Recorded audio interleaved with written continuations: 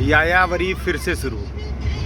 मौसम से बेपरवाह, रुकने की जगहों से बेपरवाह, खाने के सामान से बेपरवाह, सिर्फ परवाह है तो साथियों की। और यही यायावरी का एक मूल मंत्र भी है। तो चलिए मिलते रहेंगे। सफ़र नया शुरू हुआ है, रास्ते कुछ पुराने से हैं, साथी कुछ नए से हैं, कुछ पुराने से हैं, लेकिन दस्तूर वही पुराने। दस्तूर क्या है कि जैसे किसी आयोजन के लिए हम उसका शुभंकर चुनते हैं, कुछ नई चीज़ें करते हैं, तो इसी तरह से इस बार भी शुभंकर के रूप में कुछ बैग है, थैले हैं। यात्राओं के ये यायावरी के कुछ साल बढ़ते जा रहे हैं। हमारा सबसे पहले निवेदन होगा कि हमारे जो ग्रुप लीडर है, तो ग्रुप लीडर जी से मेरा निवेदन होगा कि हमारे जो पायलट साहब हैं श्याम भाई, इनको आप टोपी पहनाइएगा। और ये नई शुरुआत इस साल की। और ये बैग श्याम भाई इधर आ जाओ। फोटो नहीं आएगी।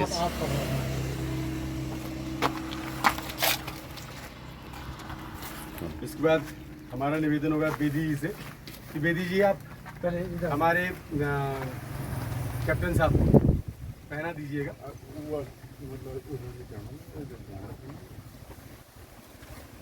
ये वही झील है जिसके पीछे हम खड़े हैं, जिसके एक साल पहले भी वो झील थी, लेकिन वो कंस्ट्रक्शन बहुत अच्छी बन गई है। बेदी साहब फोटो वीडियो बन रही। और अब हमारा निवेदन होगा कि हमारे जो ग्रुप लीडर हैं, आप सबको आप टोपी रहने दीजिए। और ये रिवर्सिबल टोपी है, बेदी जी को टोपी पहनाते हैं। इस यात्रा में एक रूपता आ जाती है और कुछ दिनों के लिए हमारा ये परिवार सा बन जाता है। ये दस्तूर चलता रहे, बढ़ता रहे।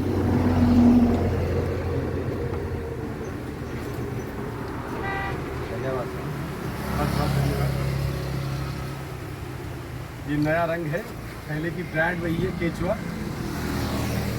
और अब हमारा निवेदन होगा कि चाला जी को आप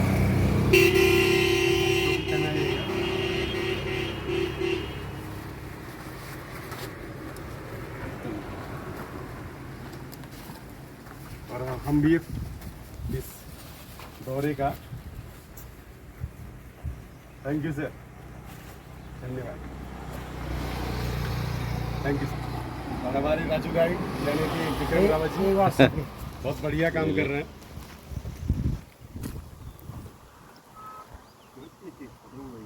यायावरी की जो सेरेमनी होती है, औपचारिकताएं होती हैं, वो भी रास्ते में ही होती हैं और इस साल भी हो चुकी हैं।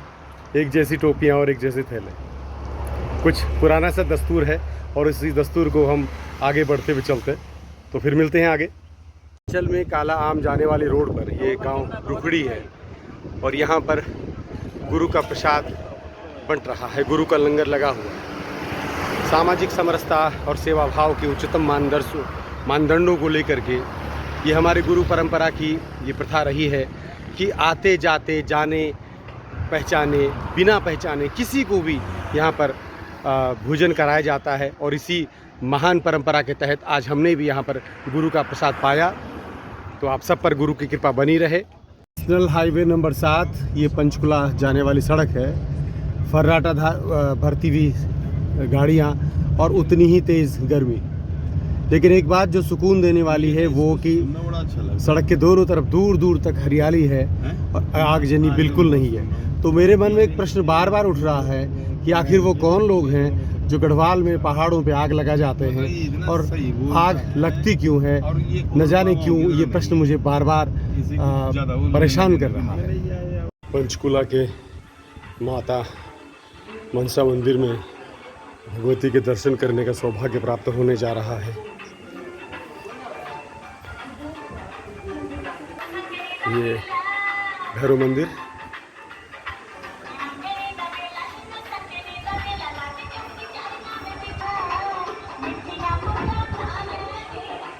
जैसी टोपियाँ पहनी थी और मेरे पास थैले थे, तो वो एक हमारे फुटबॉल का खेल का एक अंग था। लेकिन इस समय हम सबके गले में चुन्नियाँ हैं और ये चुन्नियाँ हमने नहीं खरीदी, ये माँ भगवती मनसा देवी के प्रसाद के प्रति प्रतिफल स्वरूप हमें मिले हैं। यहाँ पर इस मंदिर परिसर में एक हमारे मित्र हैं श्रीमान गणेश प्रसाद डबराल जी, जो कि ग्राम दैसण बिलखेत के हैं, और उनके साथ यहाँ पर आने के प्रतिफल स्वरूप हम ये प्रसाद पा पाए हैं। ये माँ भगवती का ही प्रसाद था जो हमें मिला, और मन को सुकून मिला। न जाने कितने जन्मों के पुण्य के बाद ये स्थिति बनती है कि हम माँ के दर्शन प्राप्त कर सकें, माँ के दर्शन हमें हो सके, और इसके लिए माँ की कृपा के अतिरिक्त कुछ भी हमारे पास साधन नहीं है। माँ भगवती यूं ही कृपा करती रहे। बहुत अच्छा लग रहा है पंचकुला के इस मनसा माता मंदिर के प्रांगण में, इस शक्तिपीठ में, जहाँ पर कि जो कि भारत के मुख्य शक्ति एक है।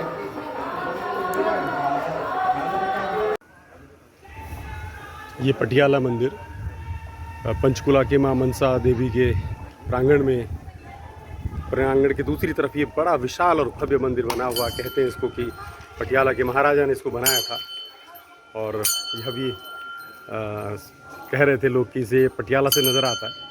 वास्तव में वास्तुकला की दृष्टि से कई शिखर इसके शिखरों के साथ नज़र आते हैं, और बड़ा भव्य ये मंदिर।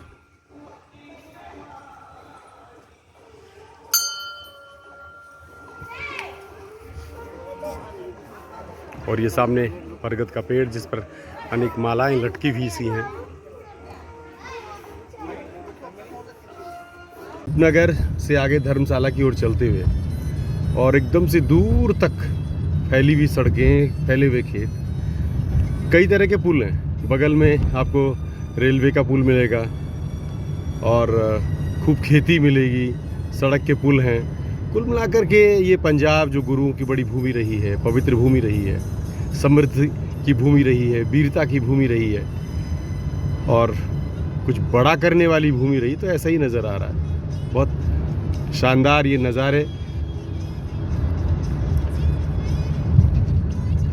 आपकी नज़रों की सीमा से भी परे तक फैले ये खेत, खूब हरियाली है, और बस्तियां हैं, बिजली के ऊंचे ऊंचे टावर हैं। कुल मिलाकर के पंजाब को देखना इस सड़क के द्वारा अपने आप में एक सुकून देता है।